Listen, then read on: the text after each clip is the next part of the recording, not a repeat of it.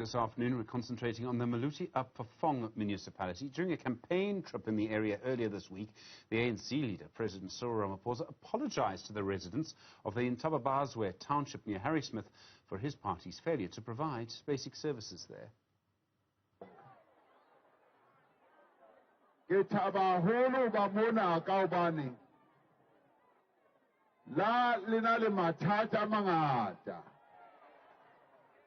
Yawukwile mathatha lona kunobunzima kule ndawo kunobunzima ngizizwile ikhalo zenu nikhala ngokuthi kule ndawo umasipala wenu animuzwa kahle.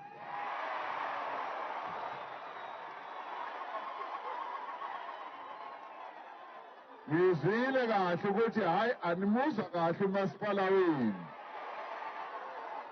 Nakhona nikhala ngokuthi hayi umasipala akanisebenzeli kahle.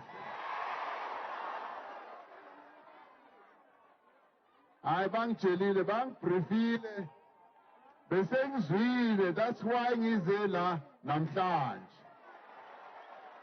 Ukuthi ngizozibonela ngokwami. Ngizwile ukuthi nikhala nento eziningi. Eyokuqala iyona le kamasipala animuzwa. Enye ukuthi kunenkinga yamanzi kule ndawo. Well, the ANC-governed Maluti-a-Phofung municipality has not seen an RDP house built in that area since 1996, and the water supply there also remains a major problem. Residents have made their grievances known to the party last week when the party President Cyril Ramaphosa embarked on the campaign trail. To talk more about the challenges facing the municipality, we're joined by the member of the Mayoral Committee for Local Economic Development in that council, Mandla Tshabalala. Alsion Oates is the constituency chair for the DA in Maluti-a-Phofung, and then for the Economic Freedom Fighters, their regional chair there, Mahau Malwelwe. Mr. Tshabalala, let me perhaps begin with you in this conversation. Maluti-a-Phofung for the past 5 years has really seen an unstable government. In fact, the closeout report for the joint intervention team that was sent there last year that concluded its work found that political instability was one of the main reasons that hindered any kind of progress in that area. Let's talk about the party, the ANC, as a representative of the party. You've been unable to show within this 5-year period that you can get the party together in order to serve the interests of the public. Why would that be different this time around? Good evening, ma'am. We acknowledge as ANC that we really had challenges culminating from many different issues. But be that as it may, we were able to deliver the services, even though maybe they might have not been enough to the community. But we don't want to come up here and say that we pride ourselves with what we have done. As long as people are crying, people are complaining that anyway the service delivery is not enough, we acknowledge as African National Congress. Therefore, we would like to apologize for the slow pace at which maybe we were moving at. And yesterday, we were taking a pledge as the candidate councillors that are contesting under the banner of the ANC, whereby we took a pledge that says that we pledge to do and be better, to deploy honest and competent local leaders, to deploy tactic-orientated men and women who are committed to service delivery, to deliver services promptly and consistently, to rebuild safer. Sure, Mr. Tshabalala, I'm going to come in there because yes, the reality is, when you look at the state of the Maluti-a-Phofung municipality, it's not just that the ANC has done a bad job. That municipality has been allowed to fail. That is what was found by the administration team that was sent there to do the work once it was put under its administration. That work was not enough. In fact, the national government, COCTA, found that they needed to bring in an additional joint team in order to support the administration team because the state of affairs was simply not improving. So it's not challenges that you have faced. It's a complete failure of governance. And I think you need to acknowledge it as such. It's not about saying we've made some mistakes and let's apologize for it, but you've completely failed the people of Maluti-a-Phofung.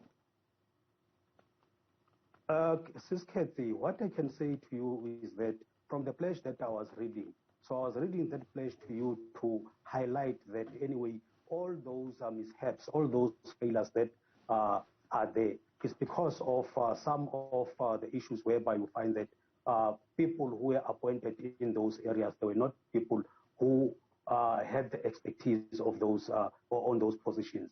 And again, when you look at Maluti-a-Phofung, we were not having directors. It's only in March or April last year whereby we were able to appoint the CFO and the municipal manager and the technical director. And you can understand that under that kind of a situation, the municipality cannot function properly. So hence, right now, we have started with the process of appointing additional directors so that all our senior positions can be filled in order to be able to move with speed with regard to the delivery of services to the people. Because if heads are not there, staff or junior staff members cannot control themselves. That is what we're first trying to address so that we can be able to attend to all challenges that are facing the municipality. It's not that from our side we were reluctant to do that, but we had the challenges and we acknowledge that Section 1391C was implemented in, 1P was implemented in Maluti-a-Phofung to assist because the municipality was in a real financial situation. We really needed that help. But from where I'm standing right now, I'm saying that anyway, the municipality is moving in the right direction. And that's why I come here boldly to say that to the communities of Maluti-a-Phofung. If our term, it is extended, we think that we'll move with speed because the progress is there. You can just check at what, within the short space of time that we have achieved with the municipality. We bought a lot of yellow fleet, of which the yellow fleet is more necessary and important with regard to giving services to the municipality in a sense of making sure that the rubble is collected on a daily basis from the municipality, in making sure that the rubble... Mr. Tshabalala, I think we've given you a fair chance to answer. If I may just introduce, allow the other parties to speak too. Mahau Malwelwe from the EFF, you're the regional chair there. You would think if the services are so bad that you and the other opposition parties would really be increasing your share of the vote. Do you as the EFF believe that you will be increasing your share of the vote dramatically this time around? No, thank you very much, Stephen, and your viewers. As the economic freedom fighters, we are very much optimistic that we are going to take over Maluti-a-Phofung on the 1st of November. The reason is that we have demonstrated on a number of occasions as an official opposition party in Maluti-a-Phofung that we are going to fight the corrupt ANC in Maluti-a-Phofung. Two, as the economic freedom fighters, we have exhausted all avenues to expose the level of corruption in Maluti-a-Phofung. You will recall that even in 2016, the EFF as an official opposition party, one of the mayors, we had to even write a motion of no confidence against a mayor who was allegedly, very corrupt to the core. So as the economic freedom fighters, we are certain that victory is going to be certain on the 1st of November on the basis that the ANC in Maluti-a-Phofung has failed our people decimally. Our people are still subjected to nonsense. They cannot access water. They cannot access electricity. Young people are still unemployed.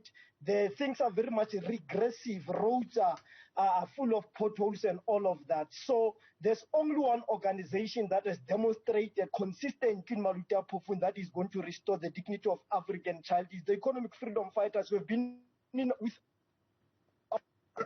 in the council to advise the arrogant ANC that in order for us to, serve the interest of the people of Maluti-a-Phofung, this is the route that you need to pursue. But the ANC kept on showing the people of Maluti-a-Phofung arrogance. They are not willing to listen to the advices of opposition parties, despite two interventions and the province. Maluti-a-Phofung municipality remains in a permanent state of paralysis. There is no order, and it is very much unfortunate that the deployee from the ANC is going to even pass a buck to the employee when themselves as political heads must take full responsibility about the mess that is happening in Maluti-a-Phofung. Okay, I mean, currently in Maluti-a-Phofung, you have, I think it's 9 seats out of 69. You're really going to go from 9 seats out of 69 in one election to being in government, to being the governing party in Maluti-a-Phofung? Yes. We are very much patient. You go to Harry Smith, Kestel and Kwakwa, but when you test their patience to the limit, the people of Maluti-a-Phofung will definitely remove the ANC from power. So we communicated with our people, even our manifesto was drawn from the people on the ground, particularly in Maluti-a-Phofung.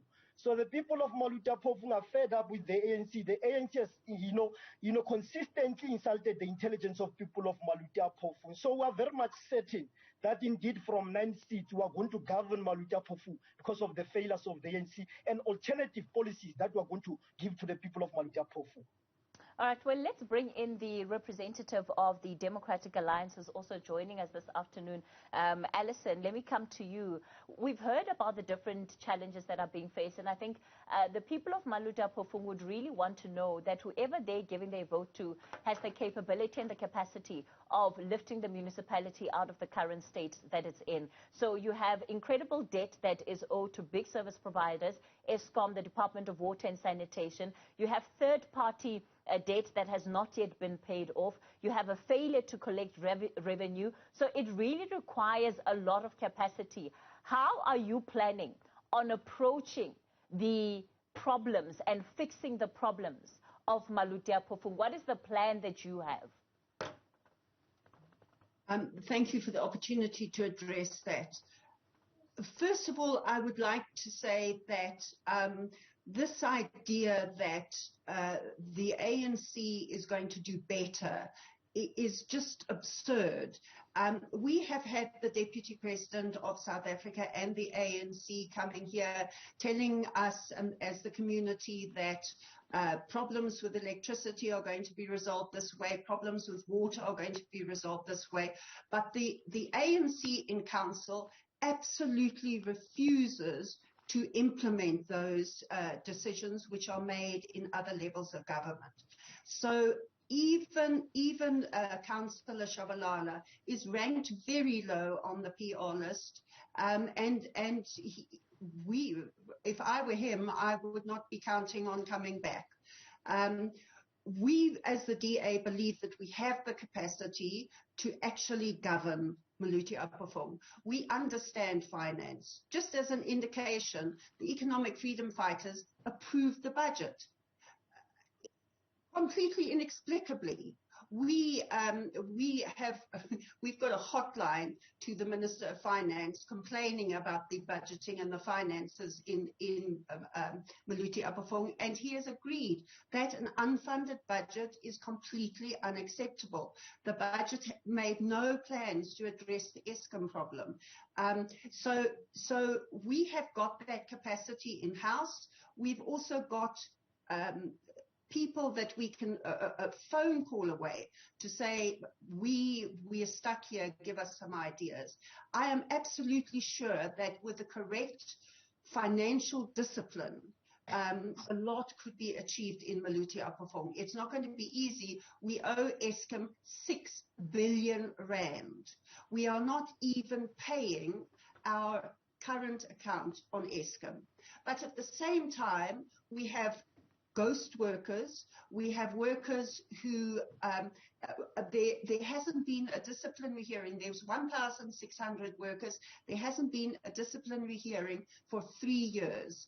Now that is quite astounding that they are so well behaved. So Alison, sorry to come in there. You talk about the fact that you would be able to put in some mechanisms that perhaps financial controls and money would be better spent. But the reality is that we're talking about a municipality that at this point is not making any money. And you have residents that have lost complete faith in the system, and therefore some have been withholding some of their collection, some of their monies. This is for rates and taxes. So how are you going to get people to believe in the system again, to start paying their rates and taxes so that the municipality is generating some kind of revenue? I still don't get a sense that you would have a plan, should you take over tomorrow, practically, that would help turn this municipality around, given really the catastrophic financial challenges that it's in. Well, the first thing to do would be to actually send out bills, because at the moment we haven't sent out bills for at least 2 years. So how do you expect people to pay bills when they don't get them? There are legal implications too. I mean, companies cannot pay accounts unless they've got invoices to justify that spend. There are people who are affluent. As the Deputy President said, there are many affluent people who live in Kwakwa. And we have got to convince them that we are providing services. And quite frankly, we're not at the moment. Right. The municipality has a system now of a debt incentive scheme, and people from Kwakwa and Harrismith and Kestel are contacting me, because I serve on the finance committee, and saying, we don't mind paying, but what are we getting for this payment? All right. We're going to have to pause this conversation there. We'll continue with the different representatives from the ANC, the DA, and the EFF. The focus then today on the Pulse is on the Maluti-a-Phofung local, or municipality rather. Welcome back. Continuing our conversation on the Pulse tonight around the Maluti-a-Phofung municipality. The member of the mayoral committee, so representing the ANC in Maluti-a-Phofung, Mandla Tshabalala. Alsion Oates is constituency chair for the DA. Mahau Malwelwe is from the Economic Freedom Fighters, the regional chair there. Mandla Tshabalala, you will have heard the very, very strong criticism about the way that your party has managed Maluti-a-Phofung. You heard, for example, that there are no bills being paid, no disciplinary hearings, no money, unfunded budgets being passed. You yourself have already apologized to voters for the way the ANC has been governing Maluti-a-Phofung. After all of this, do you really think the ANC is going to stay in power? Do you think you're going to stay in power yourself? We are definitely sure that we are still going to stay in power because of the confidence that people have got in the African National Congress. Yes, there are those things that didn't happen at the speed at which the community was expecting them to happen.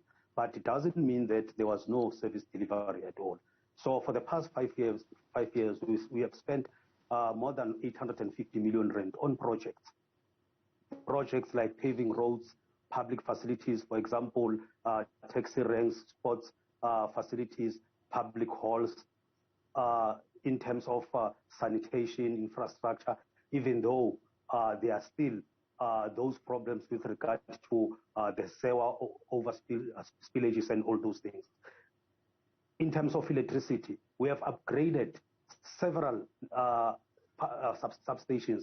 For example, Riverside substation as part of electricity, Elite substation, SS8 substation and SS5, main substation at Harrismith, sewer substation in Harrismith, and LA substation and Makabelane substation. We are doing all those things in order to try and make sure that we solve the problem of electricity once and for all.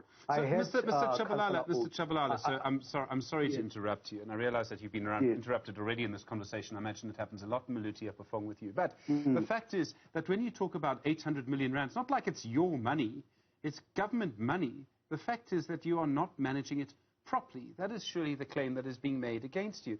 And for you to say, understand that politicians have to do this. They all have to say that they're going to win. Don't you think that you're open to the claim that you're being quite arrogant when you have to start tonight by apologizing to the people of Maluti-a-Phofung, and then you say, such as they love and trust in the organization, that they're going to vote for you anyway? Isn't that quite arrogant? I think that earlier on when I started with this interview, I acknowledged the problems or the challenges that we had in Maluti-a-Phofung, more especially with regard to water supply, inconsistent water supply, and the electricity that is not sufficient for the community. But be that as it may, it is not as if we are sitting not doing anything with electricity. Hence, I was reading the substations that we have upgraded in order to improve the electricity supply to the community. So because of the job that we are doing, there is something that we are doing, and the community, I'm hopeful that anyway they will still give us a chance to continue with the job that we have already started. I heard Councillor Oates talking about us refusing to implement what the national has suggested to us with regard to electricity. She's not telling the honest truth. Right now, we are busy with the public participation, which emanates from the resolution of the council that No, there was no council resolution. Sorry, Councillor. We had a council meeting where we agreed that Eskom would come and workshop their proposal to us, to council. Now, all of a sudden, the ANC has taken it upon themselves to go and workshop something which is completely untested in council. No, Steve. So I don't think that Councillor Oates pays attention in the council. We have taken the resolution whereby in the council, they didn't want us to take a resolution on Eskom proposal going for public.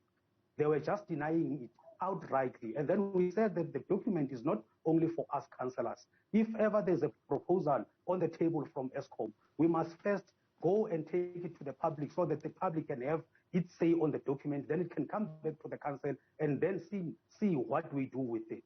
So the document has gone out to public participation about 2 weeks ago. We have started, the Office of the Speaker started with it. So it seems like Councillor Oates is not aware of it. Then on the issue of the corruption, on the issue of corruption, we are the organization that is against corruption at all costs.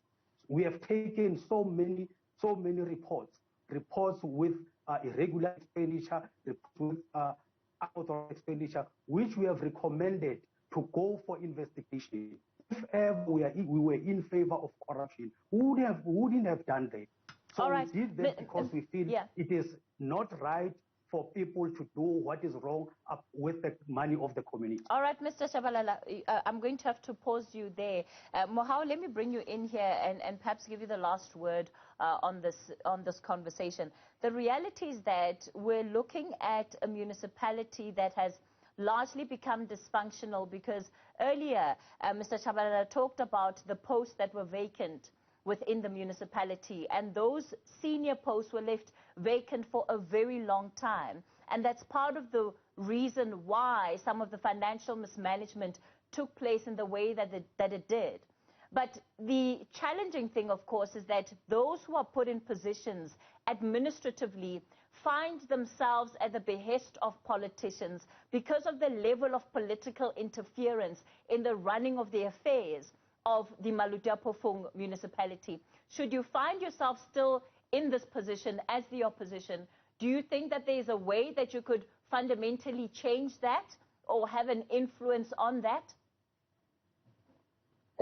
Thank you very much, Kathy. We as the EFF have made it very clear on the ground that once we take political power in Maluti-a-Phofung, we're going to have what we call skills audit. It is in the public domain that most of the ANC cadres are unqualified, they're incompetent, they lack capacity in strategic positions of the municipality. They were employed because they are friends of senior leaders province. So once we take power in Maluti-a-Phofung, the EFF is going to prioritize young people from Maluti-a-Phofung, Kwakwa, Chester, as well, who qualify to be in those particular positions so that we can build proper state capacity. Two, the EFF has committed itself that we are going to abolish tenders in Maluti-a-Phofung because we have realized that the root cause of corruption in Maluti-a-Phofung is tenders. So it is very important that Alison, I'm afraid we will let him finish. Right, we are going to have to leave it there, I'm afraid. Mahau, Malwelwe, I realise there's no speaker in this council debate except for Kathy and I. Mahau Malwelwe is the EFF Regional Chair, Maluti-a-Phofung, Alsion Oates, the Constituency Chair for the DA there, and Mandla Tshabalala, of course, the member of the Mayoral Committee for Local Economic Development, in other words, from the ANC. I will see you tomorrow. Plenty to come tonight with Kathy. Absolutely. We'll kick off news at Prime at the top of 6 o'clock, which is in about exactly 2 minutes' time. Do stay with us.